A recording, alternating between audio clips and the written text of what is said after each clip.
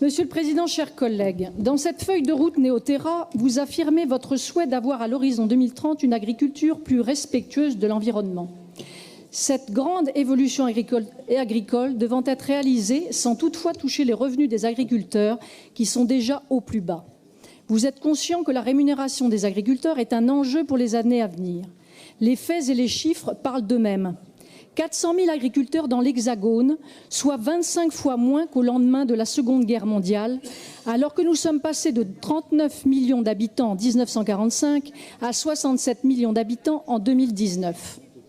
Au vu de ces chiffres, comment concevoir et accepter que les laboureurs de notre terre de France, qui nous nourrissent, qui façonnent nos paysages et notre culture, soient dans des difficultés financières telles qu'il n'est d'autre issue que le suicide?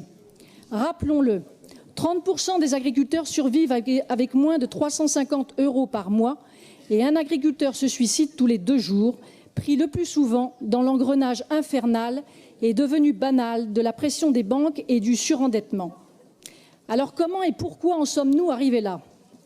Le développement de l'agriculture industrialisée à outrance, voulu et imposé par ceux qui prônaient et prônent encore un système mondialiste commencé au début des années 1960, assénant toujours le même credo, être le plus gros, le plus performant, avec l'objectif obsessionnel d'être surtout le plus rentable possible, est le grand responsable de la situation dramatique actuelle. Cette conception déraisonnable de l'agriculture, qui est à l'opposé de la nôtre, ne pouvait qu'aller à l'encontre du respect de l'humain, de celui de l'animal et de l'environnement. Cessons cette hypocrisie qui n'a que trop duré.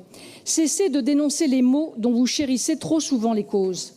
Permettez-moi de vous rappeler que notre agriculture est millénaire et qu'elle était auparavant guidée par le bon sens paysan avant que des politiques successifs irresponsables n'aient su résister à l'ouverture du marché français à la concurrence, à la multiplication des échanges et au dogme obsessionnel de la rentabilité. C'est ainsi que, se trouvant contraints de rentrer dans le moule de la mondialisation, nos agriculteurs ont dû, souvent bien malgré eux, agrandir démesurément leurs fermes, devenues des exploitations où malheureusement l'animal, la terre et l'humain ne sont plus respectés mais exploités. Pour la même raison, ils ont été forcés d'utiliser à outrance des produits toxiques pour obtenir encore et toujours de meilleurs rendements afin de répondre à des exigences intenables. Le constat est consternant, mais d'une logique implacable. Nous récoltons ce que nous avons semé, ou plutôt ce que vous avez semé. La Commission européenne, au pied de laquelle beaucoup d'entre vous se prosternent, peut-être par soumission et fascination béate, a fini par signer le traité du Mercosur après plus de 20 ans de négociations pour parvenir à un texte qui provoquera, n'en doutant pas, un véritable séisme social et un recul environnemental irrésistible et irréversible. En effet, ce traité malfaisant renie sans vergogne les ambitions claironnées par la COP 21, comme si les effets néfastes du CETA ne suffisaient pas. Maintenant s'ajoutent avec le Mercosur d'autres menaces pour nos agriculteurs, les droits et la santé des consommateurs et les normes environnementales. Cette fois, il s'agit de 99 000 tonnes de viande bovine, dont la traçabilité est quasiment impossible à contrôler, et des produits phytosanitaires prohibés dans l'Union européenne, mais qui seront pourtant déversés en toute impunité sur la France. Quelle mascarade et quel cynisme! Il est demandé toujours plus à nos agriculteurs en termes de qualité et de respect de l'environnement. Et il suffira d'un trait de plume pour que nos dirigeants impatients ratifient sans sourciller ce traité inique qui sacrifiera notre indépendance agricole, nos agriculteurs et notre environnement sur l'autel du profit et de la cupidité de certains.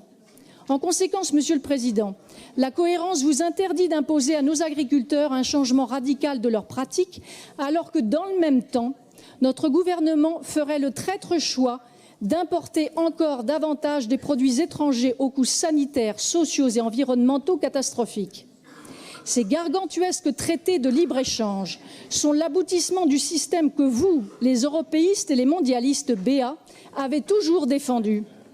Cette folle circulation des marchandises et des hommes que vous avez appelés de vos vœux, en mettant fin aux barrières douanières et en refusant un protectionnisme intelligent, cette folie vous échappe, vous n'en avez plus la maîtrise.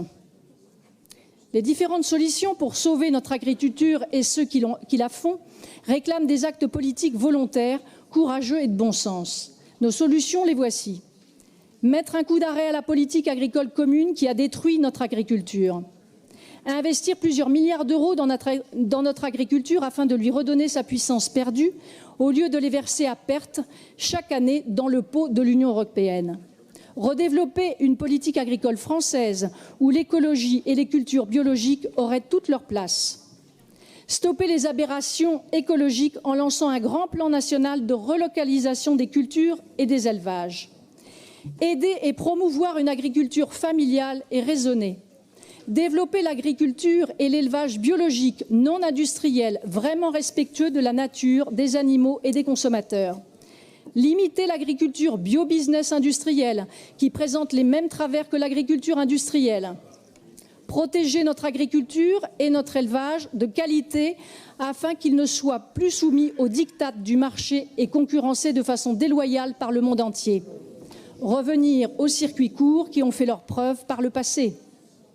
Alors que l'agriculture française, par nature, ne peut être soumise à la loi du marché au risque de la condamner définitivement, faites en sorte que le commerce redevienne un moyen et non plus une fin en soi. Je vous remercie.